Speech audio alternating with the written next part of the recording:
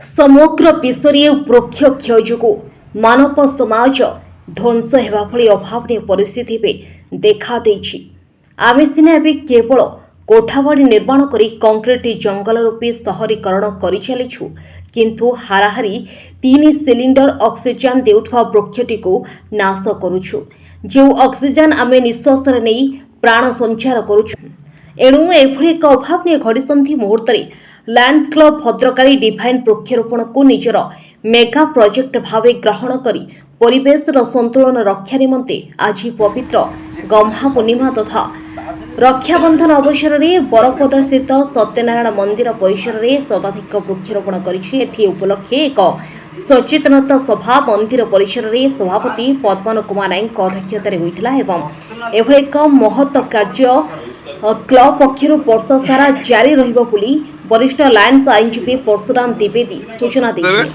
मु लायन पद्मन कुमार राय सभापति भद्रक काली divine Lions club आज जो वृक्षरोपण कार्यक्रम है पवित्र रक्षाबंधन उत्सव में कौन संपर्क कहे ए वृक्षरोपण कार्यक्रम मूल उद्देश्य है जे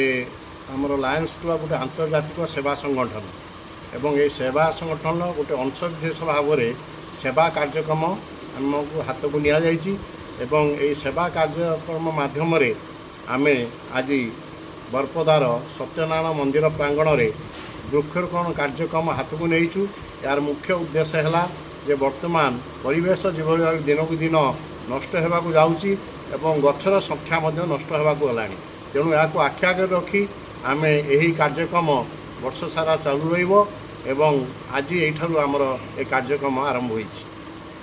परिचय टिके देबे। सत्येंदु महापात्र पूर्वतन सभापति Bhadrakali divine Lions club. Divine Lions club जो वृक्षरोपण कार्यक्रम है ये क्लब संपर्क तार कार्यक्रम कौन आमर एक्चुअली किसी सर्विस प्रोग्राम अच्छी लायंस क्लब रो आमर गोटे ता मध्यरु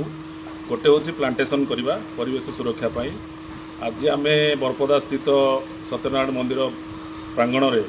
कम से कम 100टी गछ आमे लगेइछु से आम परिवेश सुरक्षित रही। आप परिचय देवे। मो लायन बलोचन बेहरिया संपादक लायन भद्रकाली डिवाइन। आज जो क्लब पक्ष जो वृक्षरोपण कार्यक्रम है ये कौन आप संदेश देवे समाज को कौन संदेश देवे? संदेश देवी आम छुआ बेले पढ़ुले वर्ष 6 ऋतु अच्छे किंतु एवं पिला पचार से कहे ना 3 ऋतु बर्तमान वर्षा खरा और शीत आउ 3टी ऋतु उभय गला तार मुख्य कारण हूँ परिवेशर असंतुलन परिवेशर संतुलन रहुनी आम सहरीकरण कर कोठाबाड़ी तैयारी कर जंगल क्षय कर आम जाणु गोटे गछ गोटे वृक्ष हाराहारी बोधे 3 सिलिंडर भाया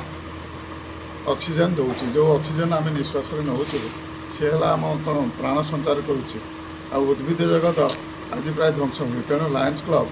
आमर तार मेगा प्रोजेक्ट हिसाब से यही बरपदा सत्यनारायण मंदिर में मैंने मैक्सिमम वृक्षरोपण करने पदक्षेप आज नहीं आम क्लबर समस्त सदस्य आज उपस्थित अच्छा मैं समस्त को दौचे मेसेज दूसरी आपण मैंने प्रत्येक गोटे गोटे बची रहा गोटे गोटे अंततः वृक्षरोपण करते मैक्सिमम गछ लगे से परिवेश भल कारण विज्ञान जिते आगे भी आप निकट में देखिथे उत्तराखंड देवभूमि जोटा कहते बाय वायनाड जहाँ घटला जिते विज्ञान आगेले गोटे मिनिट में सब धूली सात हो तेणु बंधुगण आपण मैंने जिते मैक्सिमम वृक्ष लगाऊँ लगातु लगे परिवेश संतुलन रही।